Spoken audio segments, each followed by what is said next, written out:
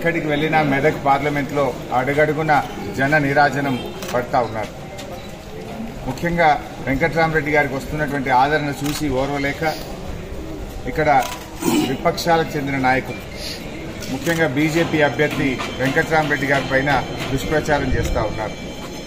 అంటే ఏదైనా నిజాలు చెప్తే వాస్తవాలు చెప్తే వాస్తవాల ఆధారంగా ప్రజలు నిర్ణయం తీసుకుంటారు. కానీ అభూత కల్పనలను అబద్దాలను గోబల్స్ను ప్రచారం చేసి మరి బీజేపీ అభ్యర్థికి గెలుపు అలవాటు.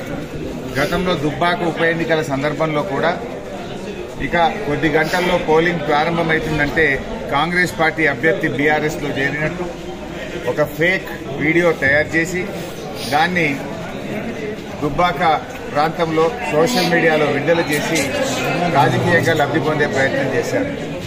అంటే ఏదైనా ఫెయిర్ పాలిటిక్స్ లేవు.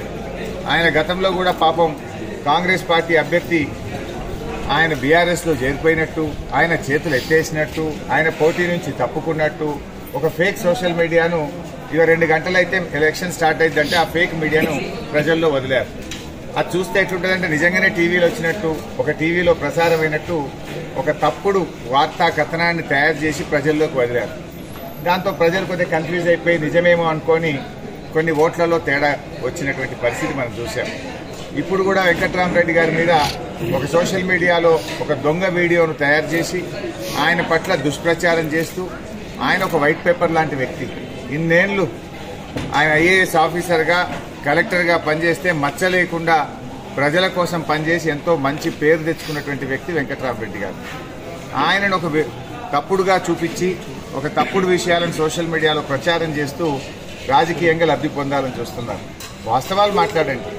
మీరేం చేశారో చెప్పండి, ప్రజలకు ఏం చేస్తారో చెప్పండి. వెంకట్రామరెడ్డి గారు ఉన్నత అధికారిగా, విద్యావంతుడిగా ప్రజలకు సేవ చేయాలని కేసీఆర్ గారి కోరిక మేరకు ఆయన ఎన్నికల్లో పోటీ చేస్తా ఉన్నారు. అందరిలాగా డబ్బులు సంపాదించుకోవాలని ఆయన రాజకీయాల్లోకి రావడం లేదు.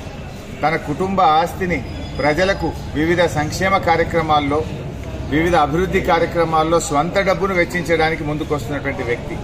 అందరికీ ఆయనకున్న తేడా ఏంటంటే అందరేమో ఆస్తులు సంపాదించుకోవాలని వస్తే తన ఆస్తులను ప్రజలకు పంచడానికి ముందుకొస్తున్న వ్యక్తి వెంకట్రామరెడ్డి గారు.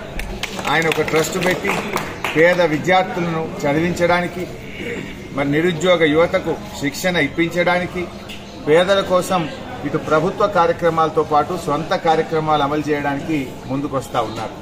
అలాంటి మంచి మనిషిని ఆశీర్వదించాలని నేను కోరుతా ఉన్నా. ముఖ్యంగా రాబోయే రోజుల్లో బీజేపీ పార్టీ వాళ్ళు ఇంకొన్ని ఫేక్ వీడియోలు, ఇంకొన్ని అబద్దాలను, గోబాల్స్ ను ప్రచారం చేస్తారు. వాళ్ళు ఓడిపోతున్నామని అర్థమైంది.